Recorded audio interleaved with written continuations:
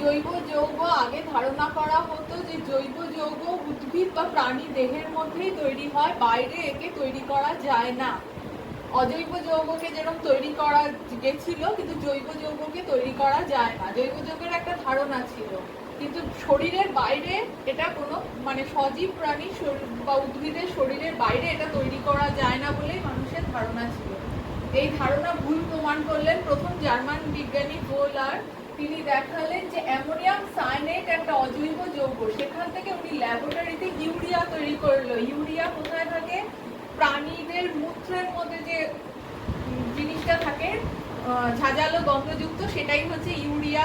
তাহলে এই ইউরিয়া তৈরি করার পরেই একটা বিপ্লব ঘটে গেল, যে বোঝা গেল যে জৈব যৌগ ল্যাবরেটরিতে কৃত্রিমভাবেও তৈরি করা যায়। এরপরে মিথেন তৈরি হলো, সরলতম যৌগ।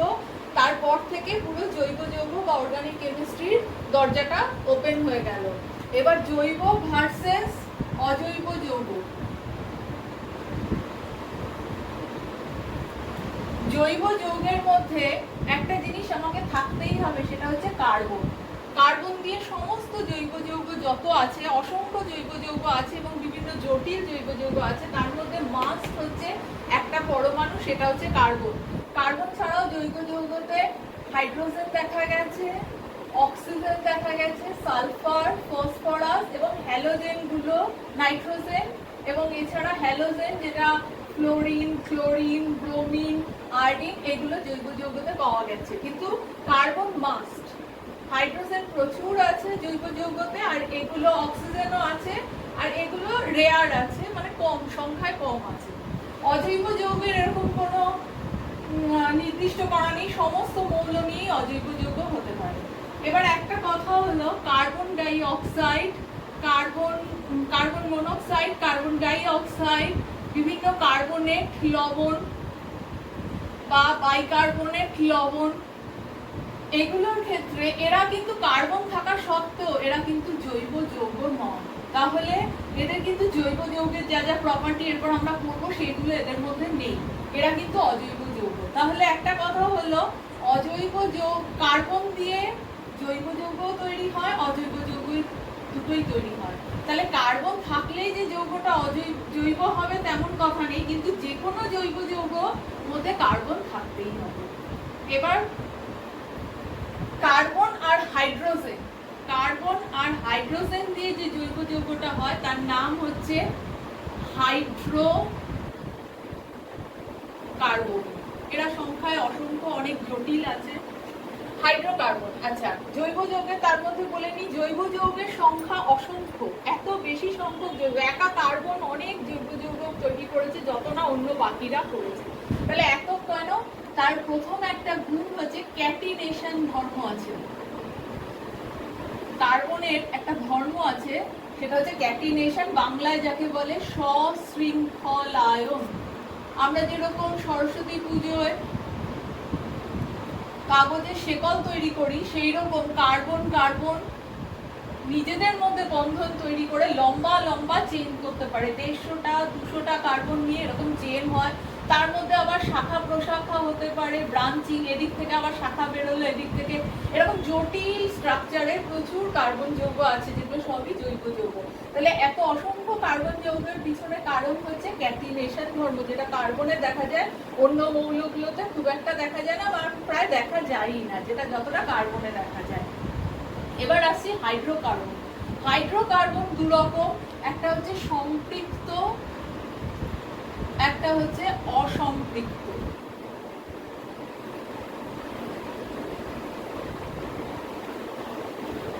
সম্পৃক্ত দ্রবণ আমরা আগে পড়েছি, স্যাচুরেটেড যেটা সলিউশন, সেটা কি, যে দ্রবণে আর দ্রাবক যোগ করা যায় না তাকেই সম্পৃক্ত বলে। ঠিক সেরকম একমাত্র, আচ্ছা, এই যে কার্বন যে হাত আমি বললাম, সেটা সিঙ্গেল বন্ডে হতে পারে, সেটা ডাবল বন্ড হতে পারে, সেটা ট্রিপল বন্ড হতে পারে, ম্যাক্সিমাম হতে পারে ট্রিপল বন্ড। কারণ কার্বনের যোজ্যতা 4, এটা আমরা জানি। ইলেকট্রন সংখ্যা 6, 2 আর 4 থাকে। বাইরের কক্ষপথে 4টে ইলেকট্রন, সেজন্য 4টেও দিতেও পারে না, নিতেও পারে না, ও সমযোজী বন্ধন তৈরি করে, শেয়ার বন্ড। সেই জন্য কার্বনের যৌগ সংখ্যা 4 যোজ্যতা। ফলে এই যোজ্যতা 4 হওয়ার জন্য কার্বনের একটা সিঙ্গেল বন্ডেড কার্বন হয়, ডাবল বন্ডেড হয়, ট্রিপল বন্ডেড, 3 রকম হয়। এই সিঙ্গেল বন্ডেড কার্বনটাকে কি বলা হয়? সম্পৃক্ত। আর অসম্পৃক্ত 2 রকম, ডাবল বন্ডটা আর ট্রিপল বন্ড। এবার সম্পৃক্ত অসম্পৃক্ত কেন না? যদি সিঙ্গেল বন্ড হয় তাহলে বাকি হাতগুলো কি থাকবে? হাইড্রোকার্বন পড়াচ্ছি যখন আমি, হাইড্রোজেন থাকবে অবশ্যই, এবং প্রত্যেকটা কার্বনের হাত 4টে করে হবে, যোজ্যতা 4, 1 2 3, আরেকটা হাইড্রোজেন থাকবে। এখানে ভিতরের গুলোতে কটা থাকবে? 2টো, কারণ 2টো কার্বনে 2টো হাত হয়ে গেছে দুদিকে, মাঝখানে 2টো হাত ফাঁকা, এরও 2টো থাকবে। আর এন্ডের গুলো কটা হাইড্রোজেন থাকবে? 3টে। এইভাবে ভর্তি থাকবে। এ কিন্তু আর হাইড্রোজেন নিতে পারবে না, কারণ ওর ম্যাক্সিমাম যতগুলো হাইড্রোজেন নেওয়ার ক্ষমতা সেটা নিয়ে নিয়েছে। তাহলে এটা সম্পৃক্ত। আর যার মধ্যে আরো হাইড্রোজেন নেওয়ার, এর এখানে 2টো হাত গেছে, আর এই 2টো হাত, এরও এই কার্বনের আবার এই 2টো হাত, আরো 2টো হাত, এই কার্বনের 3টে হাত ভিতরে চলে গেছে, আর একটা হাত বাকি, এরও 3টে হাত চলে গেছে, আর একটা হাত বাকি। এরা কিন্তু ভেঙে গেলে আরো 2টো হাইড্রোজেন এর মধ্যে ঢুকতে পারে, একটা বন্ধন হয়ে গেল, এইরকম হয়ে যেতে পারে। এরও 2টো হাত ভাঙতে পারে, ভেঙে আরো 4টে হাইড্রোজেন এর মধ্যে ঢুকতে পারে। তাই জন্য এরা কি? অসম্পৃক্ত। ডাবল বন্ড আর ট্রিপল বন্ডের হাত ভাঙার ক্ষমতা আছে এবং আরো হাইড্রোজেন নেওয়ার ক্ষমতা আছে, তাই এটি অসম্পৃক্ত। আচ্ছা, এই যে সম্পৃক্ত অসম্পৃক্ত, সম্পৃক্তের শেষটা হয় এন দিয়ে, আর ডাবল বন্ড থাকলে শেষ হয় ইন দিয়ে, আর ট্রিপল বন্ড থাকলে শেষ হয় আইন দিয়ে। শুরুটা কি দিয়ে হয়? শেষ যখন বলছি শুরু তো কিছু থাকবে, শুরুটা দেখা হয় কি দিয়ে? কার্বনের সংখ্যা দিয়ে। কার্বন সংখ্যা যদি, কার্বন সংখ্যা দিয়ে নামের শুরুটা হয়। কার্বন যদি 1 হয় তাহলে নামের শুরুতে হয় মিথ। কার্বন যদি 2 থাকে নামের শুরুতে হয় ইথ।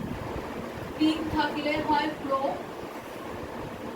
4 থাকলে হয় বিউট, 5 হলে পেন্ট, 6 হলে হেক্স, 7 হলে হেক্ট, 8 হলে অক্ট, 9 হলে নোট, আর 10 হলে ডেক।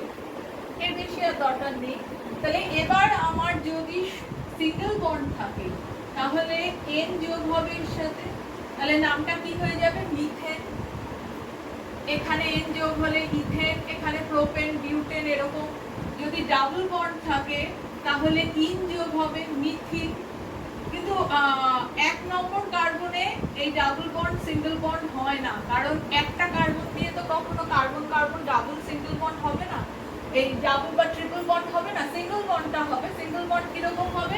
কার্বনের সাথে হাইড্রোজেন। এটাই হলো সরলতম জৈব যৌগ, এই যে সিঙ্গেল বন্ডের 4টে হাতে 4টে হাইড্রোজেন, এটাই হলো মিথেন। এবার অন্য ইথেনের সাথে তোমার এন হবে ইথেন, তার স্ট্রাকচার হবে এরকম, এই এখানে একটা হাত চলে গেল, আর 3 হাতে 3টে, আবার এরও 3টে হাতে 3টে হাইড্রোজেন, এটা হচ্ছে ইথেন। ইথিন যদি করতে চাই, এটা সিঙ্গেল বন্ডের, ইথিনে হবে কার্বন কার্বনে একটা ডাবল বন্ড হবে, আর 2টো করে হাইড্রোজেন আসবে, এটা হচ্ছে ইথিন, বাজারে একে বলে ইথিলিন। আর ট্রিপল বন্ডের যেটা, সেটা হচ্ছে ইথাইন, সেখানে ট্রিপল বন্ড থাকলে একটা হাইড্রোজেন আর একটা হাইড্রোজেন, এটা হচ্ছে ইথাইন, বা বাজারের নাম হচ্ছে অ্যাসিটিলিন। সেরকম প্রোপেন বলে, প্রোপেনের 3টে কার্বন, সবকটা হাতে সবকটা হাইড্রোজেন আসলো, সাইডের গুলোতে 3টে করে থাকবে, 4টে করার জন্য। কার্বনের হাত 4টেই হবে, তার বেশি হবে না, কমও হবে না, 4টে। আর মাঝখানেরটা কটা থাকবে? 2টো। এটা হচ্ছে প্রোপেন। প্রোপিন যদি করতে চাই তাহলে ডাবল বন্ড হবে কার্বন কার্বন, তাহলে যে কোনো এক জায়গায়, এদিকেও হতে পারে ওদিকেও হতে পারে, এইটাতেও হতে পারে ওটাতেও হতে পারে। এখানে একটা হাইড্রোজেন, এই কার্বনের 2টো হয়ে গেছে, আর 2টো হাইড্রোজেন, এই কার্বনের 3টে হয়ে গেছে, এই একটা 2টো 3টে, তাহলে আর একটাই হাইড্রোজেন ঢুকবে, আর এই লাস্টের কার্বনে কত থাকবে? 3টে। এটা হচ্ছে প্রোপিন। আর প্রোপাইন হলে ট্রিপল বন্ড হবে, এই কার্বনেও হতে পারে, আবার এই কার্বনেও হতে পারে। সেক্ষেত্রে এখানে একটা হাইড্রোজেন, কারণ তিনটে ঢুকে গেছে হাত, আর একটা হাইড্রোজেন, এরও তিনটে আর একে চারটে, তাহলে এখানে কোনো হাইড্রোজেনই থাকবে না, আর সাইডে কটা থাকবে? তিনটে, টোটাল চারটে। দেখে নেবে প্রত্যেকটা কার্বনেরই চারটে করে হাত হয়েছে কিনা সেটা দেখতে হবে। এটা হচ্ছে প্রোপাইন। তাহলে একটা মিনিমাম একটা বা তার বেশি ডাবল বন্ড থাকলেই হয়ে যায় ইন নামের শেষে, আর যদি তিনটে ডাবল বন্ড থাকে তাহলে সেটা হয়ে যাচ্ছে আই। এরা দুজন অসম্পৃক্ত। কেন? এও অসম্পৃক্ত, এও অসম্পৃক্ত। এরা কেন অসম্পৃক্ত? কারণ এই ডাবল বন্ড বা ট্রিপল বন্ড খুলে গেলে এদের মধ্যে আরো এক একটা বন্ড খোলার জন্য দুটো করে হাইড্রোজেন ঢুকতে পারবে। এখানে দুটো ঢুকতে পারবে, এখানে আরো চারটে ঢুকতে পারবে, এখানে দুটো ঢুকতে পারবে, এখানে চারটে হাইড্রোজেন ঢুকতে পারবে, ঢুকে আবার সম্পৃক্ত তৈরি করতে পারবে। সেই জন্য এরা অসম্পৃক্ত। কিন্তু এদের মধ্যে কিন্তু আর ঢুকতে পারবে না, এদের যতগুলো ঢোকার হাইড্রোজেন সবকটা ঢুকে গেছে, সেই জন্য এরা হচ্ছে সম্পৃক্ত আছে। এবার এদের বিক্রিয়া, রাসায়নিক বিক্রিয়ায় কিছু তফাৎ থাকে। যেমন সিঙ্গেল বন্ড যে কার্বনটা, সে কিন্তু যেমন মিথেন, সরলতম কার্বন যেটা সিঙ্গেল বন্ডের, মিথেন একটাই কার্বন, সে কিভাবে বিক্রিয়া করে? যদি কোনো হ্যালোজেনের সাথে বিক্রিয়া করে, আগেই বলেছি হ্যালোজেন ঢুকতে পারে, হ্যালোজেনকে দেখা গেছে জৈব যৌগতে, তাহলে আলোর প্রেজেন্সে এই বিক্রিয়াটা হয়। প্রথমে করবে মিথাইল ক্লোরাইড, CH3Cl, এর নাম মিথেন, এর নাম মিথাইল ক্লোরাইড। এরপরে ও আরেকটা ক্লোরিন দেবে, সেখান থেকে তৈরি করবে মিথিলিন ক্লোরাইড। একটা করে হাইড্রোজেন কমছে, একটা করে ক্লোরিন বাড়ছে, টোটাল কিন্তু চারটেই থাকবে। এখানে চারটে, এখানে 3 আর 1 4, এখানে 2 আর 2 4। আবার ক্লোরিন ঢুকলো, এবার হবে ক্লোরোফর্ম, CHCl3 মানে ক্লোরোফর্ম, তাহলে এখানে একটা আর তিনটে, চারটে। আবার যদি ক্লোরিন ঢোকে তাহলে তৈরি হবে কার্বন টেট্রাক্লোরাইড, যেটা একটা দ্রাবক পদার্থ হিসাবে কাজ করে জৈব যৌগের ক্ষেত্রে, সালফার দ্রবীভূত হয় কার্বন টেট্রাক্লোরাইড। তাহলে এইভাবে একটা করে হাইড্রোজেন বেরিয়ে একটা করে ক্লোরিন ঢুকে প্রতিস্থাপন বিক্রিয়া করতে পারে সম্পৃক্তটা। আর কিন্তু ও সম্পৃক্ত কখনোই সংযোগ বা দ্রুত বিক্রিয়া, যেটা জোড়া লাগানোর, আরো বেশি করে জোড়া লাগানো, সেটা কিন্তু সম্পৃক্ত করতে পারে না। কিন্তু অসম্পৃক্ত গুলো প্রতিস্থাপন তো করতে পারে, কিন্তু তাছাড়া আরেকটা বিক্রিয়া করে, যেমন আমি ইথিলিন থেকেই দেখাচ্ছি। এর মধ্যে যদি আমি হাইড্রোজেন দিই, নিকেল তখন অনুঘটক থাকে, তাহলে হাইড্রোজেন যুক্ত করে কি তৈরি করবে? এই হাইড্রোজেনটা এখানে ঢুকে যাবে, এই ডাবল বন্ডটা ভেঙে যাবে, দুটো হাত তৈরি হবে, আর এই দুটো হাইড্রোজেন দুটোতে ভেঙে যাবে, তাহলে কি তৈরি করবে? ইথেন তৈরি করবে, সম্পৃক্ত জৈব যৌগ ইথেন তৈরি করবে।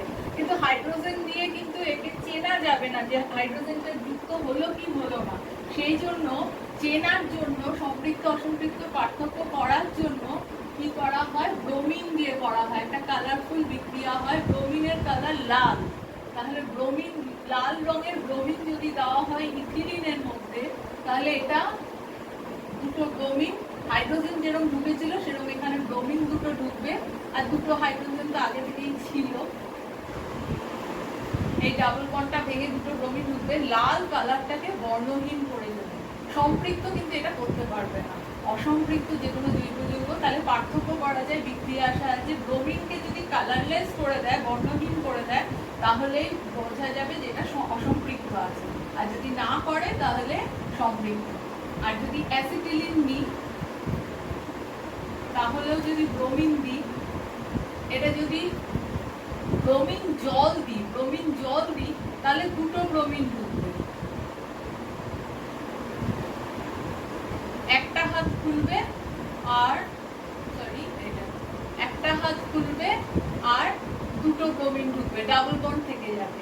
কিন্তু যদি তরল ব্রোমিন দিই, তাহলে তরল বা গ্যাসীয় ব্রোমিন দিই, লাল কালারই থাকবে। সেক্ষেত্রে জল যদি না মেশাই, তাহলে কিন্তু দুটো করে ব্রোমিন ঢুকতে পারবে।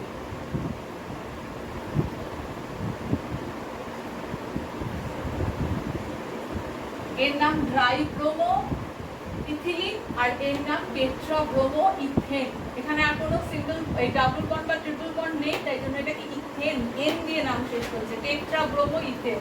তাহলে এখানেও কালারলেস হবে, এখানেও কালারলেস হবে। এটা হবে ড্রাই ব্রোমো, দুটো ঢুকবে, এর নাম ইথিলিন, কারণ ডাবল বন্ডটা ট্রিপল বন্ড ভেঙে ডাবল বন্ড হলো, আবার ফার্দার ভেঙে এখানে হচ্ছে কি টেট্রা ব্রোমো ইথিলিন। তাহলে এভাবে সম্পৃক্ত আর অসম্পৃক্ত কালার চেঞ্জ দিয়ে করা যায়। আবার বলছি, ব্রোমিনের যদি দ্রবণ দেওয়া হয় তাহলে সম্পৃক্ততে কোনো কালার চেঞ্জ দেখা যাবে না, কিন্তু অসম্পৃক্ততে দেখা যাবে।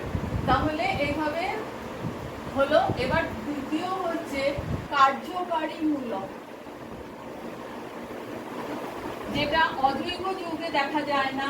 ফার্স্ট হয়ে গেছে আমাদের ক্যাটিনেশন ধর্ম, যেটা অজৈবতে দেখা যায় না, জৈবতে দেখা যায়। এবার হচ্ছে কার্যকরী মূলক। এটা হচ্ছে এমন একটা জিনিস, মূলক আমরা পড়ে এসেছি, হাইড্রক্সাইড, হাইড্রক্সিল মূলক, নাইট্রো মূলক, অ্যামিনো মূলক, সেরকম এখানে আরো কিছু অন্যরকম মূলক আছে যেগুলো উপস্থিত থাকলে জৈব যৌগের পুরো ধর্মটাকে নিয়ন্ত্রণ করে, এবং সেখান থেকে আমরা সমগোত্র শ্রেণীও করব। আচ্ছা, এবার কার্যকরী মূলকের মধ্যে প্রথম আমরা হাইড্রোকার্বন করে নিলাম। হাইড্রোকার্বনের আবার তিনটে ভাগ করেছি, একটা হচ্ছে অ্যালকেন, একটা অ্যালকিন, আর একটা হচ্ছে অ্যালকাইন। অ্যালকেন হলে সিঙ্গেল বন্ড, অ্যালকিন হলে ডাবল বন্ড, অ্যালকাইন হলে ট্রিপল বন্ড। অ্যালকেনের জেনারেল ফর্মুলা CnH2n+2, অ্যালকিনের হচ্ছে CnH2n জাস্ট ডবল, আর এখানে হচ্ছে CnH2n-2, এখানে দুটো হাইড্রোজেন কম যেমন। আচ্ছা, আর এবার আমি দেখাচ্ছি মিথেন। মিথেনের কার্বন এক সংখ্যা, মিথেনের কোনো ডাবল বন্ড ট্রিপল বন্ড হয় না, এই কার্বন এক দিয়ে কোনো হয় না, কারণ কার্বন কার্বন নেই। এবার দ্বিতীয় থেকে শুরু হয় ইথেন, ইথিন আর ইথিলিন। তাহলে জেনারেল ফর্মুলায় কি হবে, এটা CH4 হবে, এই ফর্মুলায় যাবে। এটা একটা, এখানে হচ্ছে, এখানে এক বসালে n মানে হচ্ছে কার্বনের সংখ্যা, n হচ্ছে কার্বন সংখ্যা। এবার এখানে একটা, এখানে দুই, এক বসালে এটা কত হচ্ছে 4 মিথেন। তাহলে ইথেনের ক্ষেত্রে এটা কত হবে, n যদি 2 বসাই, 2 দুগুণে 4 + 2, H কত হবে 6। কার্বন 3 মানে হচ্ছে প্রোপেন। প্রোপেনের ক্ষেত্রে কি হবে, কার্বন 3, এখানে 3 বসালে 3 দুগুণে 6 + 2, H8। সেরকম বিউটেনের ক্ষেত্রে হবে C4, 4 দুগুণে 8 + 2, 10, H10। এরকম হবে, ওই চেন আঁকলেই দেখা যাবে কটা হাইড্রোজেন লাগছে। যেমন আমি একটা একে দেখাচ্ছি বিউটেনের, এরকম 4টে, এই কর্নারে গুলো সবসময় 3টে থাকবে, এই কর্নারেও সবসময় 3টে থাকবে, আর মাঝখানের গুলো কটা থাকবে, 2টো করে থাকবে। তাহলে টোটাল হাইড্রোজেন সংখ্যা দেখে নাও, এখানে 3টে, 3টে 6টা, ভিতরে 7, 8, 9, 10 মিলে যাচ্ছে। এরকম ভাবে সবকটাই মিলে যাবে। এরপরে হচ্ছে এরা হচ্ছে সম্পৃক্ত। এবার এই যে এদের মধ্যে ডিফারেন্স কি, একটা করে কার্বন বেড়েছে, তার সঙ্গে কটা করে হাইড্রোজেন বেড়েছে, 2টো করে হাইড্রোজেন বেড়েছে। তাহলে এদের ডিফারেন্স কত, CH2 প্লাস CH2 দিলেই আরেকটা পাওয়া যাবে, প্লাস CH2 দিলে আরেকটা পাওয়া যাবে, আবার প্লাস CH2 দিলে আরেকটা পাওয়া যাবে, এভাবে চলবে সিরিজগুলো। তাহলে পিরিয়ডিক টেবিলে যেমন একই গ্রুপের প্রপার্টি এক, তাহলে এদেরও কিন্তু প্রপার্টি এক রকম। এবং এরা ক্রমশ আণবিক গুরুত্ব এদের বাড়ছে, এরা ক্রমশ ভারী হচ্ছে, কারণ একটা করে কার্বন আর 2টো করে হাইড্রোজেন বাড়ছে। এবার এখানে আসলে CnH2n জাস্ট ডবল, তাহলে এইটাতে পাওয়া যায় না, কার্বন এক দিয়ে এই দুটো পাওয়া যায় না, অ্যালকিন আর অ্যালকাইন পাওয়া যায় না, শুধু অ্যালকেন পাওয়া যায়। কার্বন 2 থেকে শুরু হচ্ছে ইথিন, ইথিন বা এর বাজারের নাম ইথিলিন। তাহলে এখানে ফর্মুলা হচ্ছে C2H4 জাস্ট ডবল, আর এখানে হচ্ছে প্রোপেনের ক্ষেত্রে হবে C3H6, আর বিউটেনের ক্ষেত্রে হবে C4H8 জাস্ট ডবল ডবল, দেখো ফর্মুলা। তাহলে এরা আবার সমগোত্র শ্রেণী, এদের মধ্যেও কত ডিফারেন্স, একজনের সাথে একজন, একটা কার্বন বেশি, 2টো হাইড্রোজেন বেশি, আবার সেই CH2 ডিফারেন্স। আর এখানে যদি আসি তাহলে এখানে ফর্মুলা কি C2H2n -2 2n এটা তাহলে -2 করলে কত হয় দুটো হাইড্রোজেন কম H2 এখানে হচ্ছে C3H কত হবে এর থেকে দুটো হাইড্রোজেন কম 4 -2 আর এটা হচ্ছে C4 4 দুগুণে 8 8 থেকে 2 বাদ দিলে H6 তাহলে এবার এইটাও সমগোত্র শ্রেণী একটা এটাও একটা সমগোত্র শ্রেণী কারণ এদের হোমোলোগাস শ্রেণী যেটা বলে এদের কিন্তু প্রপার্টি গুলো একরকম আর তাহলে এখানেও দেখে নাও CH2 যোগ করলে এটা পাওয়া যায় আবার CH2 যোগ করলে এটা পাওয়া যায় CH2 করে বাড়ছে এখানেও তাই একটা করে কার্বন আর দুটো করে হাইড্রোজেন বেড়ে যাচ্ছে এইভাবে চলছে আর এই দিক থেকে এই দিকে গেলে শুধু হাইড্রোজেন দুটো করে কমে গেছে এখানে 6টা এখানে 4টে এখানে দুটো কার্বন সংখ্যা কিন্তু একই থাকছে এখানেও দেখতে গেলে সিরিজে কার্বন সংখ্যা 3 3 3 এখানে 8টা এখানে 6টা এখানে 4টে দুটো করে হাইড্রোজেন কমে যাচ্ছে কারণ একটা করে বন্ড এক্সট্রা হচ্ছে তো এখানে ডাবল বন্ড হচ্ছে সিঙ্গেল থেকে ডাবল এখানে আবার ট্রিপল হচ্ছে আবার যদি আমি এটাকে ভেঙে এদিকে হাইড্রোজেন ঢোকাতে থাকি তাহলে এদিকে আসতে পারবো দুটো করে তখন হাইড্রোজেন বাড়বে তাহলে এইভাবেই সমগোত্র শ্রেণী হলো এটা একটা কার্যকরী মূলক এবং এখানে যে গ্রুপটা থাকে অ্যালকিল গ্রুপ বলা হয় তাকে অ্যালকিল গ্রুপ সেটা হচ্ছে মিথেনের ক্ষেত্রে একটা হাইড্রোজেন সরিয়ে দিলে মিথেন যদি CH4 হয় একটা হাইড্রোজেন সরিয়ে দিলে এটা CH3 একটা হাত ফাঁকা রাখে এটা যদি কোথাও গিয়ে যুক্ত হয় তাহলে মিথাইল দিয়ে নাম হবে এরকম ভাবে অ্যালকিল গ্রুপ ইথেনের তাহলে ফর্মুলা এটা হলে ইথেনের অ্যালকিল গ্রুপ কি হবে C2H5 এটাকে বলে ইথাইল গ্রুপ মিথেনের ফর্মুলা এটা হলে প্রোপেনের ফর্মুলা এটা হলে প্রোপেনের অ্যালকিল গ্রুপটা কি হবে একটা হাইড্রোজেন কম এটা এই একটা হাইড্রোজেন কম মানে একটা হাত ফাঁকা সে কোথাও গিয়ে জুড়তে পারে এইভাবে প্রোপাইল গ্রুপ হলো আচ্ছা অ্যালকিল গ্রুপ এই ছাড়া আর কি হাইড্রোকার্বন ছাড়া আর কি কার্যকরী মূলক আমরা পাই একটা হচ্ছে OH OH থাকলে নাম হয়ে যায় কি অ্যালকোহল বা অল এরকম ভাবে অল লেখে বা মিথাইল অ্যালকোহল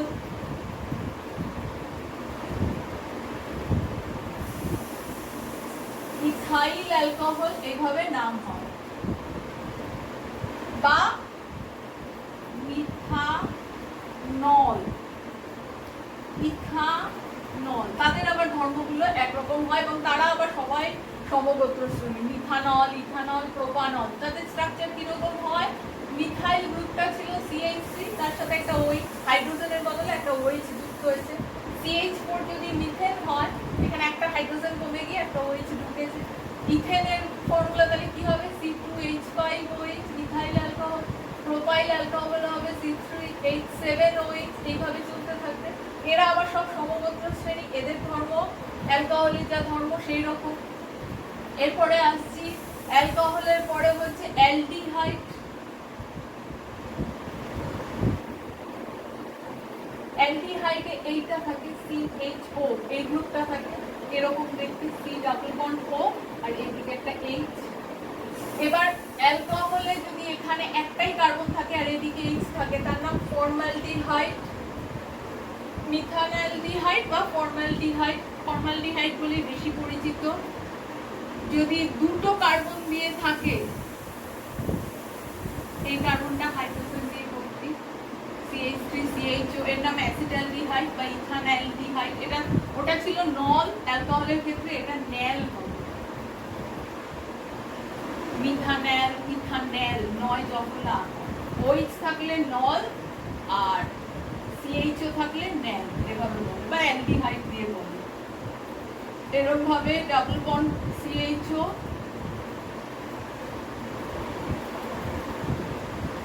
এর নাম কি প্রোপান অ্যালডিহাইড কারণ কটা কার্বন আছে তিনটে কার্বন লাস্টের কার্বনটা CHO হয়ে যাবে এরা হচ্ছে প্রোপান অ্যালডিহাইড বা প্রোপানল এরকম ভাবে বিউটানল এভাবে আছে এদের আবার সব সমগোত্র শ্রেণী এদের ধর্ম একরকম এরা হচ্ছে অ্যালডিহাইড শ্রেণীভুক্ত এরপরে আসছে কিটোন এগুলো সব জৈব যৌগের বৈশিষ্ট্য অজৈব যৌগে এগুলো দেখা যায় না কিটোন হলে C ডাবল বন্ড O থাকে সাইডে, সাইডে না মাঝখানে থাকবে এবং দুদিকে দুটো অ্যালকিল মূলক থাকবে। যেমন যদি CH3 দিই, দুটোই মিথাইল, ডাইমিথাইল কিটোন, যাকে অ্যাসিটোনও বলা হয়। আবার যদি এদিকে CH3 দিলাম আর এদিকে C2H5 দিলাম, মিথাইল ইথাইল কিটোন। আবার দুদিকেও আমি ইথাইল গ্রুপ দিতে পারি, তাহলে কি di ethyl ketone, ethyl propyl ketone কিরকম হবে? একদিকে C2H5, সেটা এদিকেও থাকতে পারে ওদিকেও থাকতে পারে, একদিকে C3H7, ethyl propyl ketone, methyl propyl কিটোনও হয়। এরকম ভাবে কিটোন, এরা আবার এক ধরনের ধর্ম। এরপরে আসছি অ্যামিন। অ্যামিন থাকলে কোন গ্রুপটা থাকবে? NH2। মিথাইল অ্যামিন এরকম, ইথাইল অ্যামিন, প্রোপাইল অ্যামিন, এই টাইপের। তারপরে হবে হ্যালাইড, যেমন CH3, হ্যালোজেন কিছু থাকবে, F থাকতে পারে, মিথাইল ফ্লোরাইড বা মিথাইল ক্লোরাইড, ইথাইল ব্রোমাইড ইত্যাদি হ্যালোজেন থাকতে পারে। আবার এইটার বদলে নাইট্রো গ্রুপ থাকতে পারে, নাইট্রোমিথেন, একটা করে হাইড্রোজেনের বদলে এটা থাকছে।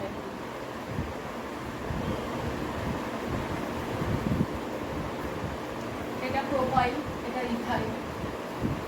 নাইট্রো ইথেন, নাইট্রো মিথেন, ওখানে নাইট্রোটাকে আগে বলে, এরকম হয়। আবার হয় আরেকটা হয় অ্যাসিড, কার্বক্সিলিক অ্যাসিড, সেখানে COOH থাকে, এই জিনিসটা থাকে। জৈব অ্যাসিড গুলো কিন্তু এইভাবে ভাঙে, অ্যাসিড মানে H+ দেবে, যেগুলো কার্বনের সঙ্গে যে হাইড্রোজেন গুলো থাকে সেই হাইড্রোজেন গুলো প্রতিস্থাপনযোগ্য নয়, একমাত্র O এর পরে যে হাইড্রোজেন থাকে এদিকে CO থাকতে পারে হবে। এইটা শুধু থাকলে কিটোন, এইটা শুধু থাকলে অ্যালকোহল, কিন্তু CO আর OH দুটো থাকলেই অ্যাসিড। এবার এই CO টানে এইটা চলে আসে আর হাইড্রোজেনটা বেরিয়ে যেতে পারে, এই বন্ধনটা ভেঙে যেতে পারে, তাহলে CO- আর H+ দিলে এটা হচ্ছে অ্যাসিড। এবার এখানে যদি একটা হাইড্রোজেনই শুধু থাকে তাহলে একটাই কার্বন, তাহলে তার নাম কি? ফর্মিক অ্যাসিড, পিঁপড়ের গুলে দেখা যায়। আর ভিনিগারে যেটা দেখা যায় সেটা হচ্ছে অ্যাসিটিক অ্যাসিড, সেখানে একটা মিথাইল গ্রুপ থাকে, এটা হচ্ছে ইথানোয়িক অ্যাসিড। এটা কিন্তু IUPAC নামে ইথানোয়িক অ্যাসিড, কারণ দুটো কার্বন আছে। এটা মিথানোয়িক অ্যাসিড, এটা ইথানোয়িক অ্যাসিড, এটা propanoic acid. Acetic acid, formic acid এগুলো হচ্ছে বাজারের নাম, আর IUPAC নামে এদের নাম হচ্ছে propanoic acid, ethanoic acid, CH3 CH2 COOH, তিনটে কার্বন দিয়ে প্রোপানোয়িক অ্যাসিড। তাহলে এগুলো হয়ে গেল অ্যাসিড। এরা আবার সমগোত্র শ্রেণী পরপর যাচ্ছি। আরেকটা হয় ইথার। ইথারের ক্ষেত্রে কার্বন আর কার্বনের মধ্যে একটা অক্সিজেন থাকে, এটা হচ্ছে যেমন কিটোনের ক্ষেত্রে C+O ছিল কিটোন গুলোতে, এখানে মিথাইল গ্রুপ আর ইথাইল গ্রুপ থাকতে পারে, এরকম করে ইথাইল মিথাইল কিটোন হয়েছিল। সেরকম এখানে কিন্তু CO না, এখানে শুধু O থাকবে, তাহলে এটা হচ্ছে ইথার। এখানে যেমন মিথাইল গ্রুপটা থাকলো, এখানে আরেকটা মিথাইল থাকলো, তাহলে ডাইমিথাইল ইথার। এখানে আবার যদি আমি C2H5 বা CH3 দিয়ে দিই, ইথাইল মিথাইল ইথার, এইভাবে হবে। এইভাবে ইথার গ্রুপ আছে। তাহলে এগুলো সব কার্যকারী মূলক এবং আলাদা আলাদা শ্রেণীভুক্ত, এবং পরপর গেলে একই গ্রুপের মধ্যে থাকলে তারা সমগোত্রীয় শ্রেণী হয়, ক্রমশ ভারী হয়, কারণ কার্বনের চেন বাড়তে থাকে। কার্যকরী মূলকের মধ্যে লাস্ট একটা আছে, এটা বইয়ে নেই যদিও, তাও আমি বলে দিচ্ছি, এটা হচ্ছে এস্টার। এস্টারের মধ্যে এই জিনিসটা থাকতে হয়, C+O। C+O থাকলে অ্যাসিড, তার এক সাইডে অ্যালকিল মূলক থাকবে আর এদিকে H থাকবে, সেটা অ্যাসিড। কিন্তু যদি O এর পরে এই H এর বদলে অন্য একটা অ্যালকিল গ্রুপ ঢোকে সেটা এস্টার। যদি শুধু সিও থাকে তাহলে কিটোন, দুটো অ্যালকিল গোলকের মধ্যে সিও থাকলে কিটোন, ওন দিয়ে নাম হয়। আর যদি মাঝখানে ও থাকে, শুধু ও থাকে দুটো কার্বনের মধ্যে, দুদিকে দুটো অ্যালকিল গ্রুপ, এখানে ইথাইল আর মিথাইল গ্রুপ রেখেছি আমি, ও থাকে তাহলে ইথার। কিন্তু যদি সি ও আর ও থাকে তাহলে তার নাম হয় এস্টার, মিথাইল ইথাইল এস্টার। এই হয়ে গেল কার্যকরী মূলক এবং সমবেত শ্রেণী এখানে করলাম। তাহলে কার্বনের এই জৈব যৌগের দুটো প্রপার্টি আমরা আলাদা করে পড়লাম, একটা কার্যকরী মূলক আর একটা হয়েছে আগে পড়েছি ক্যাটিনেশন ধর্ম। এবার 3 নম্বর যেটা জৈব যৌগের বৈশিষ্ট্য অজৈব যৌগে দেখা যায় না, সেটা হচ্ছে সমাবয়বতা, আইসোমারিজম। সমাবয়বতার মধ্যে দু রকম সমাবয়বতা আছে, একটা অবস্থানগত আর একটা হচ্ছে স্টিরিও আইসোমারিজম বা থ্রি ডাইমেনশনাল। এটা দরকার নেই। অবস্থানগত, অবস্থানগত বা দু রকম, একটা গঠনগত আর একটা হচ্ছে কার্যকরী মূলকগত। গঠনগত আর কার্যকরী মূলকগত নিয়ে আমরা এখন আলোচনা করব।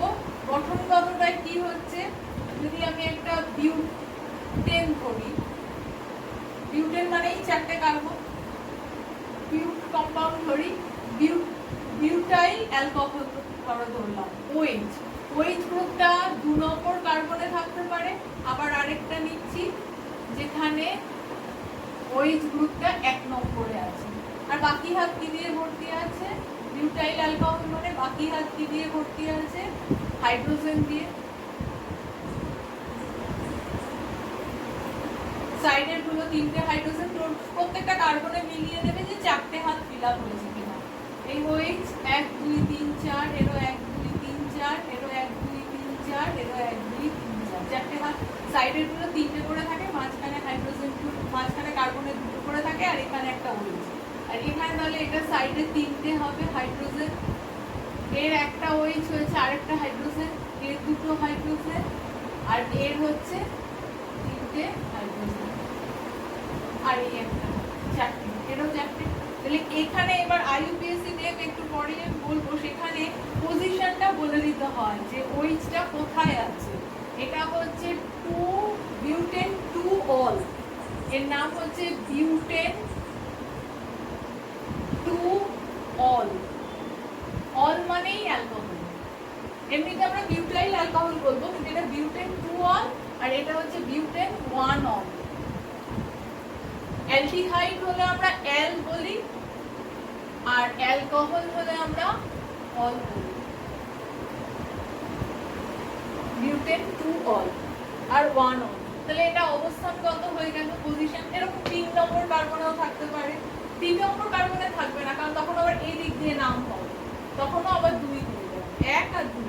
কারণ এই 3 নম্বরে যদি OH ঢোকে তখন আর নামকরণটা আমি এই দিক দিয়ে করবো না, তখন এই দিক দিয়ে করবো, তার ফলে এটা আবার সেই 2 অলই হবে।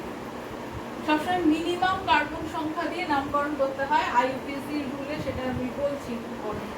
আচ্ছা, এরপরে বললো এটা অবস্থানগত হলো, এদের দুজনের আণবিক সংকেত কিন্তু একই থাকবে। বিউটেন 1 অলেও যতগুলো কার্বন, যতগুলো হাইড্রোজেন, যতগুলো অক্সিজেন, 2 অলেও তাই থাকবে। আরেকটা হচ্ছে কার্যকরী মূলকগত, যেটা যেমন C2H6O, এটা যদি আণবিক সংকেত থাকে, এই দিয়ে আমি এই জিনিসটা তৈরি করতে পারি। C2 লিখলাম, OH করলাম, OH, আর এখানে CH3 CH2। তাহলে এটা 2টো কার্বন আছে মানে ইথ দিয়ে নাম শুরু, OH আছে মানে অ্যালকোহল, ইথানল বা ইথাইল অ্যালকোহল। এটা দেখো এখানে C2H, এখানে 3টে, 2টো 5টা, আর একে 6টা H6, আর একটা ইথানল। আবার এরকমও হতে পারে ওটা মাঝখানে আছে, ওটা মাঝখানে থাকলে এটা কি হয়ে যাবে? ইথার। এখানে একটা মিথাইল, এখানে একটা methyl group, die methyl ether, এর নাম ডাই মিথাইল ইথার। তাহলে এটারও দেখো C2H, এখানে 3টে, এখানে 3টে, H6, আর ও একই ফর্মুলায় আসছে কিন্তু একদম ডিফারেন্ট কম্পাউন্ড, এর যা ধর্ম এর ধর্ম আলাদা, কারণ এটা আলাদা শ্রেণীতেই পড়ছে, এটা একটা অ্যালকোহল আর একটা ইথার। তাহলে এইটা হচ্ছে কার্যকরী মূলকগত যে সমবায়বতা, সেখানে কিন্তু ধর্মের কোনো মিল পাওয়া যায় না, কিন্তু অবস্থানগততে কিন্তু একই টাইপের ধর্ম থাকে, শুধু একই গ্রুপ, ফাংশনাল গ্রুপের উপরই ধর্ম নির্ভর করে, একই গ্রুপ থাকে, শুধু পজিশন আলাদা হয়। এই হয়ে গেল আইসোমারিজম। আর লাস্ট যেটা আমাদের পড়ে আছে আইইউপিএসি নামকরণ। আইইউপিএসি নামকরণের জন্য ফার্স্ট হচ্ছে তোমাকে কার্বন সংখ্যাটা দেখতে হবে, কার্বন সংখ্যা দিয়ে নামের শুরুটা, তারপরে দেখতে হবে ফাংশনাল গ্রুপটা, কার্যকরী মূলকটা, ইথারে পড়ছে না, অ্যালকোহলে পড়ছে না, শুধু হাইড্রোকার্বন হলে ডাবল বন্ড না সিঙ্গেল বন্ড না ট্রিপল বন্ড, সেই জন্য সিঙ্গেল বন্ড হলে এন দিয়ে নাম শেষ হবে, ডাবল বন্ড হলে ইন দিয়ে, আর ট্রিপল বন্ড হলে আইন দিয়ে নাম শেষ হবে। এইভাবে কার্যকরী মূলক থাকলে নাম শেষ হবে, ওইচ থাকলে অ্যালকোহল বা নল, সিএইচও থাকলে ন্যাল, এইভাবে নাম শেষ হবে। এগুলো দেখতে হবে। আর একটা দেখতে হবে কার্বনের মানে নাম্বারিং কোন দিক থেকে আমি করবো, নাম্বারিংটা আমাকে উল্লেখ করে দিতে হবে কোন কার্বনে। যেমন আমি একটা এক্সাম্পল দিচ্ছি, আমার এইখানে মনে করো ডাবল বন্ড আছে, এগুলো সব হাইড্রোজেন আছে, এখানে তিনটে, এখানে দুটো, এখানে দুটো, এখানে কিন্তু 1 2 3 একটা হাইড্রোজেন থাকবে, এরও 1 2 3 একটা হাইড্রোজেন, আর এর তিনটে। এবার নাম্বারিং যদি আমি 1 2 3 4 5 6 করি, তাহলে এটা কটা কার্বন? 1 2 3 4 5 6, তাহলে এটা হেক্সিন। কেন ইন লিখলাম? কারণ ডাবল বন্ড আছে কোথাও না কোথাও, হেক্সিন এটা। এবার হেক্সিনের ডাবল বন্ডটা কোথায় আছে সেটা কিন্তু আমাকে আইইউপিএসি নামকরণে বলে দিতে হচ্ছে। আইইউপিএসি নামকরণ মানে ইন্টারন্যাশনাল যেটা অথরিটি, সবাই যারা মানে আর কি, সেটাতে পরিষ্কার বোঝা যাবে স্ট্রাকচারটা কি। তাহলে এখানে দিয়ে নামকরণ হলে এটা 4 নম্বরে আসছে, 4 5 এর মধ্যে তার যেটা মিনিমাম সেটাই করবো, 4 হেক্সিন হচ্ছে। আর যদি আমি এইখান দিয়ে নামকরণটা করি 1 2 3 4 5 6, তাহলে এটা 2 নম্বর কার্বনে আর 3 নম্বরের মধ্যে হচ্ছে, তাহলে নামটা কি হয়ে যাচ্ছে? 2 হেক্সিন। তাহলে আমি কোনটা নেব? এইটা, এটা কিন্তু নেব না, ওপরেরটা পুরো পাবো। কেন? যেখানে আমার এটা কম আসবে সেটা আমি নেব। এবার আরেকটা নিয়ম কি হচ্ছে, নাম্বার 4, যদি দুটো জিনিস থাকে,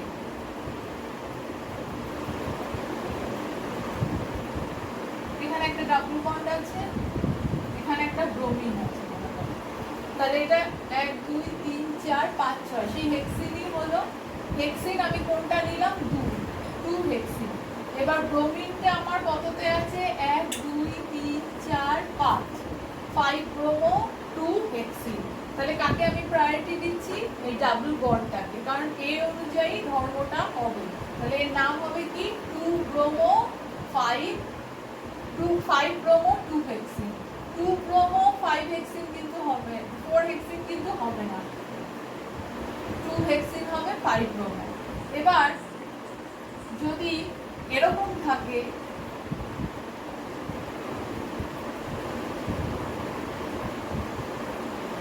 এটা 8টায় দিলাম, তাহলে এখানে একটা ব্রোমিন, এখানে একটা OH এরকম আছে, বাকি হাতগুলো হাইড্রোজেন আছে মনে করো।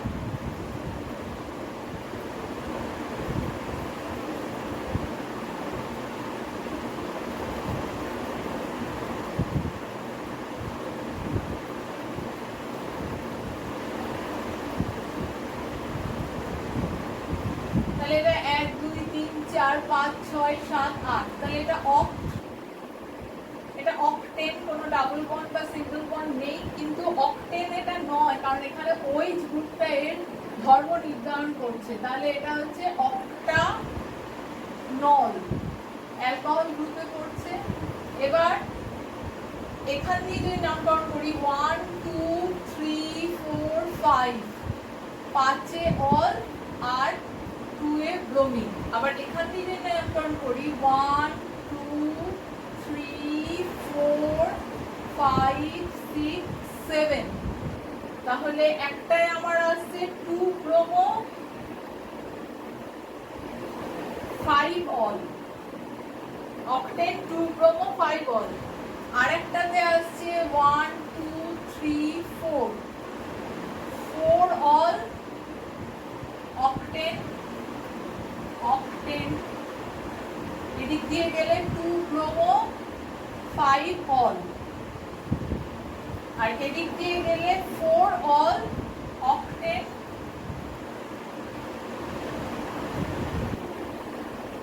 4 5 6 7 7 ব্রোমো 4 অল। এবার এই দুটো যোগ করে দেখা যাক, এটা 5 আর 2 এ কত হচ্ছে 7, আর এটা 7 আর 4 এ কত হচ্ছে 11। তাহলে এইটা কিন্তু হবে না, কারণ এটা বেশি হয়ে যাচ্ছে, তাহলে এইটাই হবে টোটালটা, যেটা কম হবে, দুটো থাকবে। তাহলে এইভাবে একটা হয়, এটা একটা নিয়ম। আর হচ্ছে আরেকটা নিয়ম হচ্ছে আমাকে লংগেস্ট চেন খুঁজতে হয়। যেমন ব্রাঞ্চিং যদি থাকে CH2 CH CH3,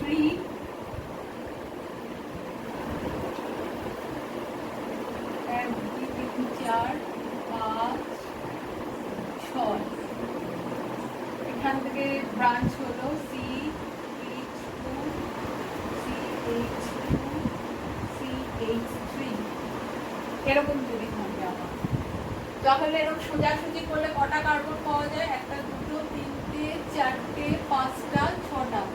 তাহলে এটা হেক্সেন নাম দিতে পারি। আর দ্বিতীয় কার্বনে এই গ্রুপটা ঢুকেছে, এই গ্রুপটা কি গ্রুপ? প্রোপাইল গ্রুপ, কারণ তিনটে কার্বন আছে। তাহলে এটা 2 প্রোপাইল হেক্সেন, এই নাম হওয়া উচিত। হেক্সেন কেন? 6টা কার্বন, সিঙ্গেল বন্ডই আছে সব, সেজন্য হেক্সেন এন দিয়ে শেষ করলাম। আর 2 নম্বর কার্বন একটা ব্রাঞ্চিং আছে এবং 3টে কার্বনের আছে, এটাও সিঙ্গেল বন্ডের, 2 প্রোপাইল হেক্সেন এটার নাম হওয়া উচিত, কিন্তু এটা হবে না। কারণ এইভাবে যদি আমি কার্বন সংখ্যা দেখি, তাহলে দেখো এটা 1 2 3 4 5 6 7 8, তাহলে আমি লংগেস্ট চেন এখানে অক্টেন বার করতে পারি, আর এইটাকে আমি ব্রাঞ্চ ধরতে পারি। তাহলে এর নামটা কি হবে? 4 নম্বর কার্বনে মিথাইলটা ঝুলছে, ব্রাঞ্চে ঝুলছে, এটা ধরে নেবো। আর এইটাকে আমি পুরো চেন ধরবো কার্বনে। তাহলে এটার নাম কি হবে? 4 মিথাইল অক্টেন। 8টা কার্বনের চেন আমি লম্বা বার করে নিলাম, আর সেখানে মিথাইলটা 4 নম্বরে গিয়ে ঝুলছে। তাহলে এটা এদিক থেকে করলে 1 2 3 4 5 নম্বর কার্বনে মিথাইল ঝোলে। তাহলে এদিক দিয়ে করবো না, আমি এই দিক দিয়ে করবো, 4 নম্বরে ঝোলাবো মিথাইলটাকে, 4 মিথাইল অক্টেন নাম করে।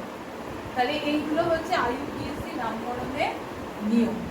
এছাড়া তোমাদের মিথেন, ইথেন, প্রোপেন এগুলোর কিছু ধর্ম বলেছে, সেগুলো পড়তে হবে। আর আছে ইথাইল অ্যালকোহল,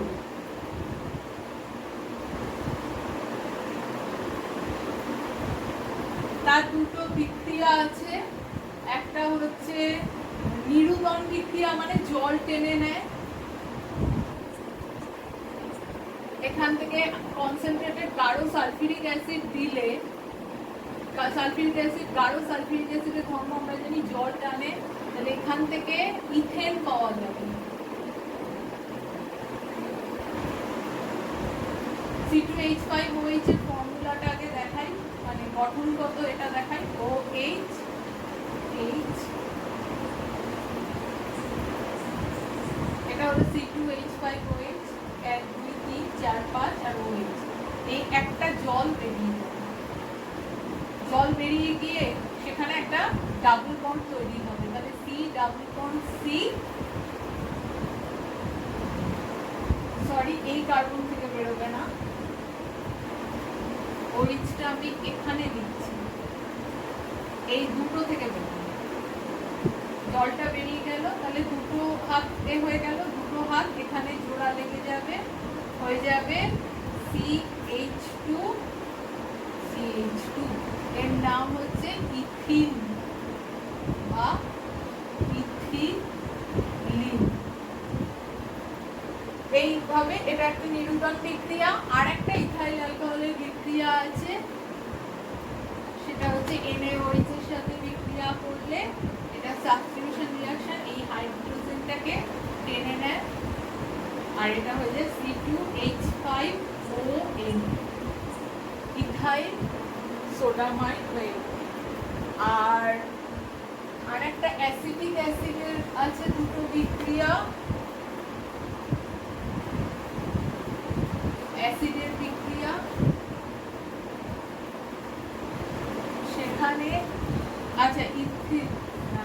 আচ্ছা এখানে বলে দিচ্ছি। অ্যাসিটিক অ্যাসিডের বিক্রিয়া একটা সোডিয়াম হাইড্রোক্সাইড দিয়ে করলে এরকম সোডিয়াম লবণ হবে, H2O বেরিয়ে যাবে। আর যদি এটা আমি কার্বনেট বা বাইকার্বনেট লবণ দিয়ে করি তাহলে এখানে একই প্রোডাক্ট হবে। NaOH দিয়ে করলে এইটা তৈরি হবে, তার সাথে জল তৈরি হবে। আর কার্বনেট বা বাইকার্বনেট দিয়ে করলে এটা তো তৈরি হবেই, প্লাস তার সাথে একটা জিনিস তৈরি হবে এক্সট্রা, কার্বন ডাই অক্সাইড, কারণ এটা থেকে ভাঙছে। এই দুটো বিক্রিয়া আছে অ্যাসিটিক অ্যাসিডের। আর একটা বিক্রিয়া আছে ইথেনের,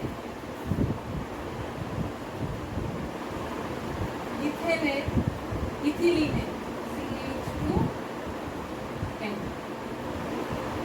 যেটাকে বলে পলিমারাইজেশন বিক্রিয়া। সেরকম ইথিলিন দেয়, আরেকজন দেয় হচ্ছে ইথিলিন। এই পলিমারাইজেশন বিক্রিয়াতে এরকম অনেকগুলো ইথিলিন, 8 সংখ্যক ইথিলিনের এই ডাবল বন্ড ভেঙে যায়, এই হাত খুলে গিয়ে আবার একটা ইথিলিনের সাথে যুক্ত হয়, আবার সে আরেকটা ইথিলিনের সাথে যুক্ত হয়, এভাবে চেইন ওয়াইজ চলতে থাকে।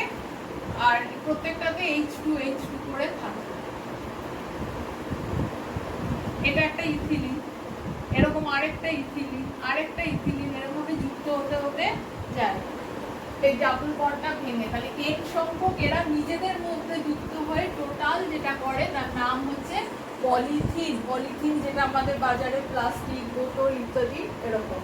আর একটা হয় একটা H একটা Cl থাকলে ভিনাইল ক্লোরাইড বলে, সেগুলোকে মিলে পলিভিনাইল ক্লোরাইড বা PVC তৈরি হয়, PVC পাইপে ইউজ হয়।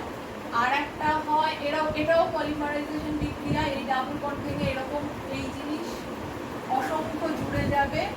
আর একটা হয় টেফলন, যেটা টেট্রাফ্লুরোইথিলিন, যেখানে ইথিলিনের চারটে হাতে চারটেতেই ফ্লোরিন থাকে, টেট্রাফ্লুরোইথিলিন হাইড্রোজেনের বদলে, এদেরও ডাবল বন্ড ভেঙে টেফলন, যেটা প্রোটিন, যেটা আমাদের ননস্টিক ফ্রাইং প্যানে থাকে কালো রঙের প্রোটিন, সেই প্রোটিন টেফলন এই পলিমারটা তৈরি হয়। তাহলে এই পলিমারাইজেশন বিক্রিয়াটাও কিন্তু জৈব যৌগের একটা বৈশিষ্ট্য, যার আজকাল খুব অ্যাপ্লিকেশন হয়।